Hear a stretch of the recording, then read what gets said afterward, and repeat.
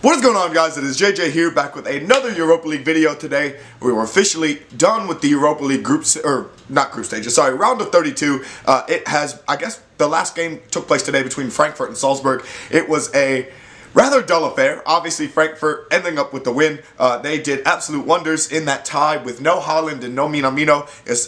Salzburg they were in the recovery, okay? Frankfurt got them at the right time, and of course Andre Silva getting the goal today to help Frankfurt sort of push away from Salzburg. But nonetheless, we're going to get into the Europa League draw because I have not seen the rest of the draw. I know Frankfurt were playing Basel. It's either Frankfurt or Salzburg were playing Basel, but that was the only one that I heard of, having watched the Frankfurt-Salzburg game a little bit earlier today. So obviously, this is going to be sort of my first time. I literally have them all pulled up in this little PDF file, and I can just scroll along and take a look at them and sort of dissect which teams I think are going to either advance or what ties are going to be the most interesting. I'm really hoping that we got an Inter-United draw. I beg that we get a Lukaku versus Manchester United Europa League draw for the round of 16, because why not? Because I think because Man United, honestly, guys, look like the favorite to win it, and I hate saying that, so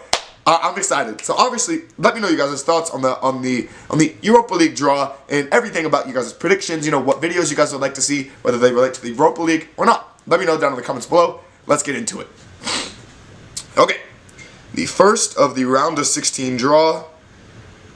Istanbul, Başakşehir, Copenhagen. Okay, it could have been Celtic.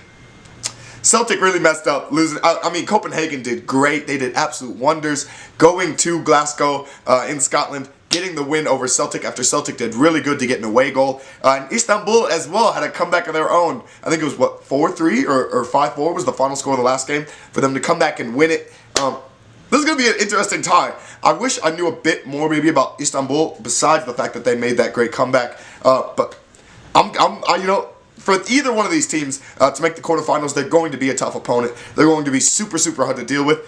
So it's going to be pretty exciting. So let's get on to the second draw. Olympiakos Wolves, baby. Oh, it could have been Arsenal Wolves. Oh, I'm sorry if I keep doing the could-haves.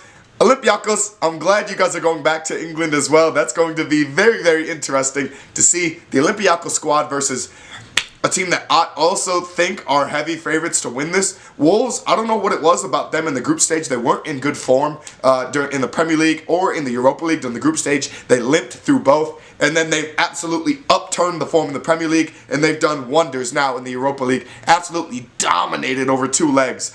So Wolves is going to be an exciting matchup, guys. I mean, literally, all of their attackers are on form. Galia Menez, Pedro Neto, Diego Jota, of course, the beast, the Adama Traore. They're all in form. So them going against Olympiakos with El Arabi, Papa Cisse, that's going to be a really, really exciting tie over two legs. And I'm really looking forward to that now. March 12th can't come soon enough. I think so far that's the best tie that we have. By the way, big shout out. Go check out my Olympiakos fan video down in the description below. I'll probably leave it there. Amazing video, absolutely amazing video. The Olympiakos fans were unreal in their trip to the London to the Emirates Stadium in London. But number 3, Rangers Bayer Leverkusen. Ooh! Stevie G's Rangers versus the German side Bayer Leverkusen, who have amazing talents: Lucas Alario, Kevin Volland, Leon Bailey, Moussa Diaby, and of course the $100 million man, the $100 million teenager, Kai Havertz, going up against the one and only Giannis. It's a battle of wonder kids. Giannis Hagi versus Kai Havertz. That's going to be amazing. Rangers are going to have their work cut out for them. I think Bayer Leverkusen under Peter Bosz are probably the better side of this tie. But Rangers, if Alfredo Morelos and Giannis Hagi are in there together, I think they could maybe pull out a couple goals. But I'm going to say Bayer Leverkusen just to start, but that's going to be a very interesting tie. It's going to be a great tie. Wolfsburg, Shakhtar. Honestly, Wolfsburg did really, really good to get to the round of 16. German teams in general are killing it in Europe. Like Bayern Munich destroyed Chelsea. Dortmund, really, really good win against PSG. Who am I missing? Bayer Leverkusen, Frankfurt, Wolfsburg. All of these teams are playing amazing. at the moment. They're playing amazing in the Champions League. So, oh, and RB Leipzig beating Tottenham Hotspur at the London Stadium. I mean, literally, all of Germany they're fantastic at the moment. Wolfsburg are no exception. They are amazing. But Shakhtar as well. Shakhtar are one of those teams where they have all of the talent to compete in the Champions League well in the group stages, but they can't put it together quite. And so it'll be interesting to see who ends up in that matchup. Inter Milan Getafe, no! No! Not Getafe. Honestly, that's going to be interesting. Getafe have been really, really good. They've been the surprise of La Liga this year. They're absolutely amazing. They don't really concede. They know how to score goals on the counterattack, going up against Inter Milan squad, who are the kings of solid back three defenses. So that'll be another extremely interesting one. Obviously, Lukaku has scored buckets and buckets of goals for Inter Milan in the Europa League. Will he be able to do it against Getafe too? I guess we're going to find out. I really did not think Inter were going to take the Europa League seriously. So to see them still kind of progress onwards, even though they're competing for the Serie A crown, and it's the top 4 in Serie A that make it, and they're sort of well off into that. I like that they're competing on 2 fronts. I like that Antonio Conte has them set up. So it'll be, what is it, the second place team in Serie A versus the 4th or 5th place team in La Liga. So that should be a really great tie in the Europa League. We'd love that tie in the Champions League, even better in the Europa League. Sevilla, Roma. Ooh. Both of these teams limped through the round of 32. Roma were very, very lucky, I think, to get through. And Sevilla were even more lucky because Shakhtar Cluj got the away goal that they needed, and it was reversed by VAR. I wanted to do a video on that so bad, but yeah, I decided against it. I felt so bad for Shakhtar Cluj.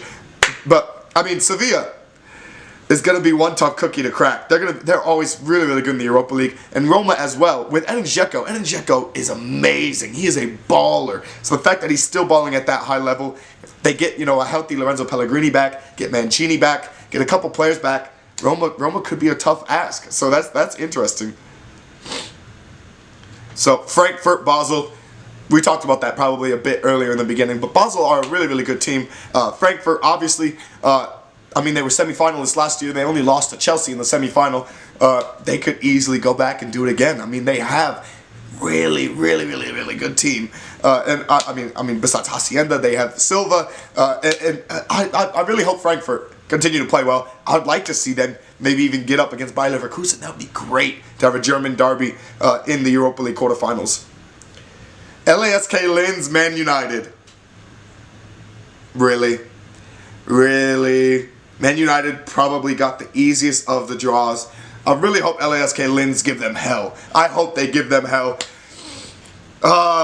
United got really lucky, I think, in the last game for a player to get a red card in the 22nd minute. It was the dumbest handball I've ever seen. Like, he reached his hand out for no reason. Simone Mignolet was going to save it.